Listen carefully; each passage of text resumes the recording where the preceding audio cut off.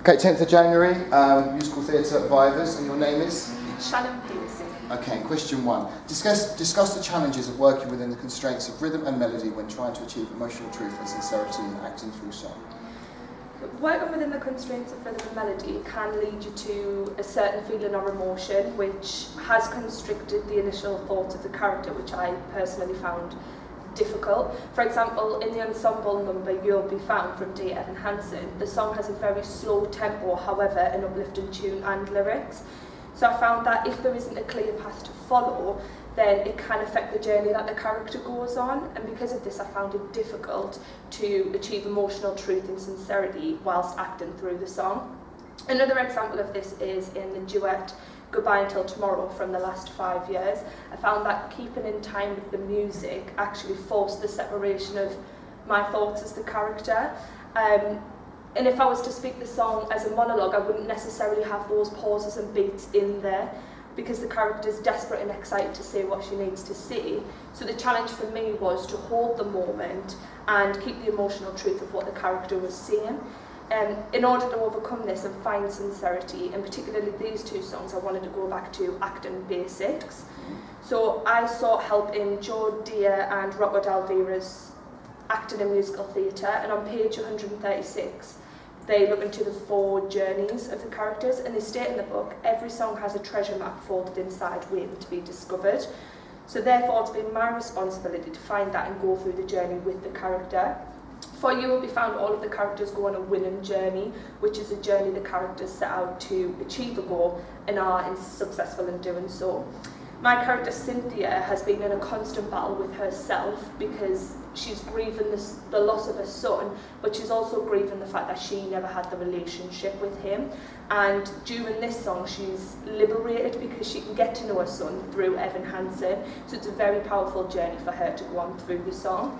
Similarly, in Goodbye Until Tomorrow, there's a journey but one of serendipity, as Kathy begins with the intention of going in one direction with a relationship, but it actually ends in a place that she never expected. Throughout, I found that melody and rhythm did consume me in terms of timing, therefore I sometimes felt that I was conveying false acting in the songs, which obviously I wanted to avoid, and instead of continuing the character's journey truthfully through the song. But by knowing the journey of the characters, I found it helped to find the truthfulness in acting. However, I still found constricted to the melody and rhythm, and because of this I wanted to look deeper into the intentions for the characters. So I found it useful, as advised by Paul Harvard in Acting Through Song. Page 48, he advises to use the Stanislavski system of the given circumstances to look further into who I am, where I am, and what's happened before the song. So, for example, with Kathy, she's just been on her first date with Jamie and is in euphoria. She can see the whole lives together, which leads to her proclaiming her love in Goodbye Until Tomorrow, which gives her the intentions behind her movement. Harvard also uses the exercise of the imaginary ground plan, which is using the given circumstances to decide where the character is situated for that particular song and what surrounds them. And this has allowed me to use visual awareness of everything that surrounds the character.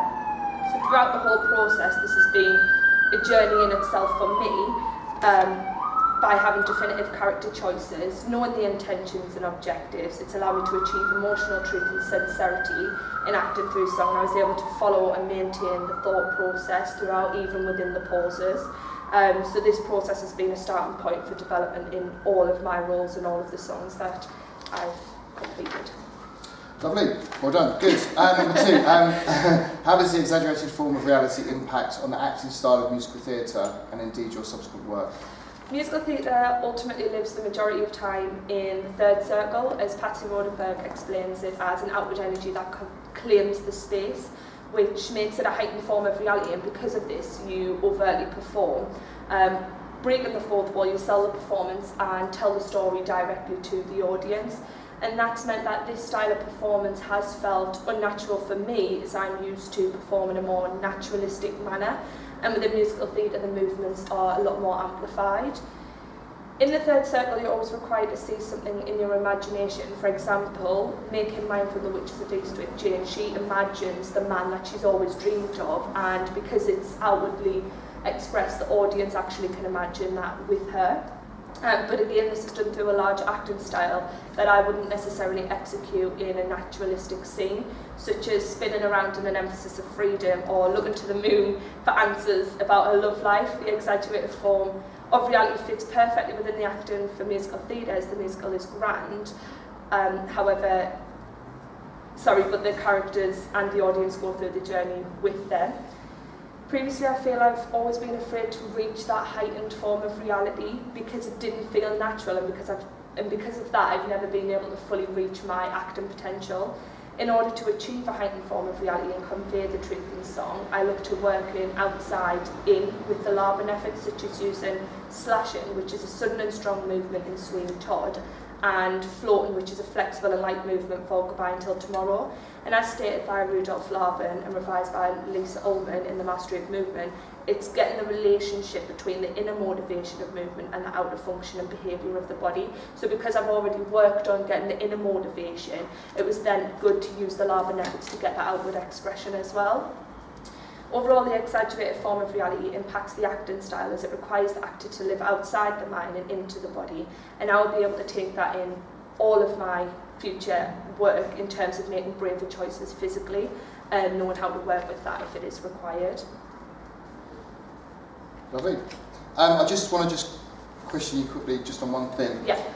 You said the third circle, but there's also the second circle, I think, that she talks about. She does, yeah. So, and living in that second circle. And how did you find, when you said directly selling it to the audience, can you just sort of quantify that a little bit more? Do you mean in the sense that you were breaking the fourth wall, or do you mean in the sense that you were also sometimes delivering it directly to the audience? Yeah, so because when working in the thrust as well, I think we had to make sure that we were filling all of the space, and that had to then be directed to the audience. I wasn't necessarily speaking directly to them, but they were. I was directing it out into the audience so that they could also imagine and see what I was seeing as the character.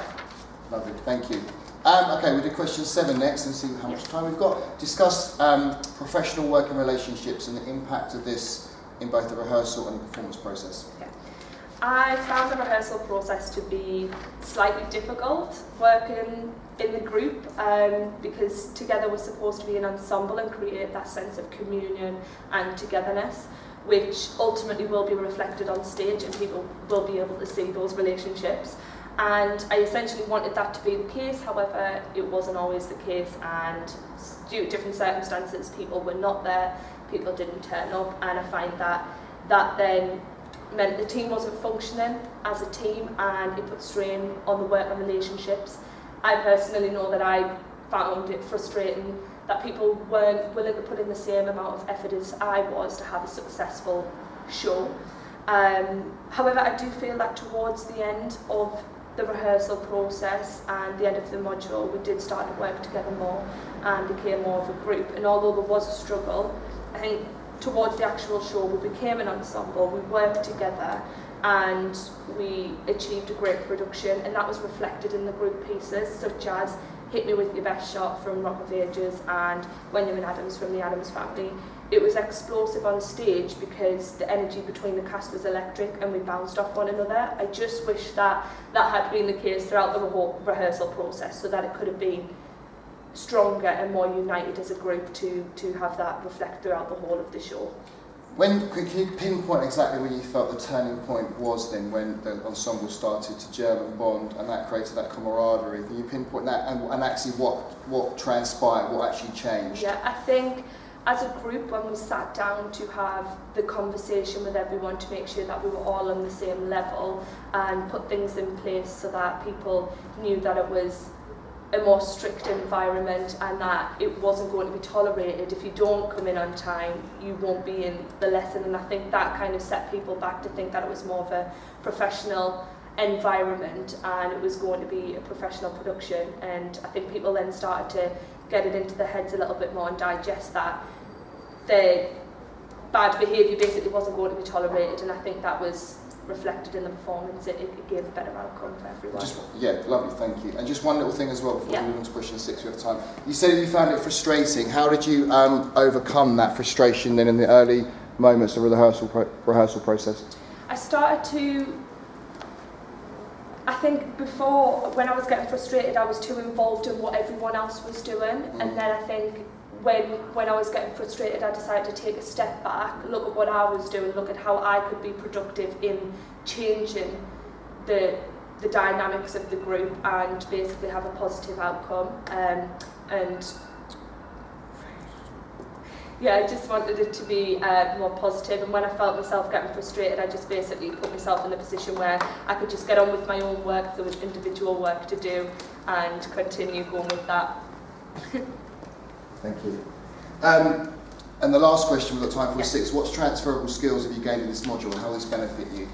I personally have learned so many different things from this module. One of them is dual consciousness and being the actor and performing to the audience, but also having the ability to be fully aware of the stage, know exactly what's going on, making sure the space is balanced at all times, that I'm performing to the audience and that they have a good view of the show, which was very challenging when working in the thrust. However, I think because it was more challenging, it required me to work that little bit harder to achieve success, and that's essentially going to benefit me in every way of the acting career, because no matter where I work on stage or film, I always need to be aware of my surroundings and work with that effectively and efficiently.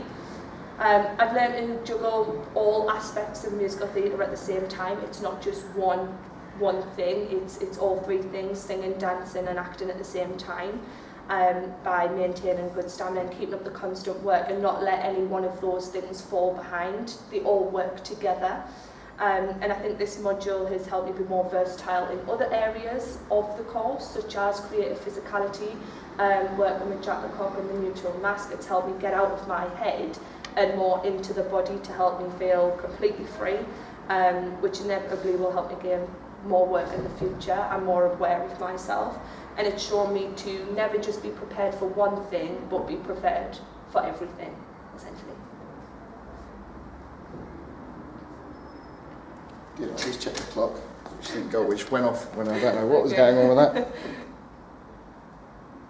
Yeah, we've got 1 more minute left. Okay. So what would you think your takeaway, we talked about transferable skills, what do you think is the biggest thing you'll take away, having done this module, which obviously isn't per se like an actual acting module, but you want to be a course, but what do you think will be the one thing that you take away from this module overall? To not be afraid of making mistakes.